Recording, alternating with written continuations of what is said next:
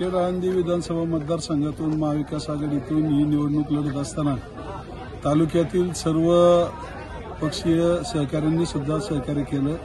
सर्व मतदारांनी मोठ्या प्रमाणामध्ये सहकार्य केलं आणि त्यामधून एवढा मोठा न भूतो न भविष्यती एवढ्या मोठ्या लीडनं हा विजय या ठिकाणी प्राप्त झालेला आहे। या सर्व विजयापाठीमागे तालुक्यातील जनता ही मतदार ही मुख्यत्वे या ठिकाणी त्यांचे आशीर्वाद आहे।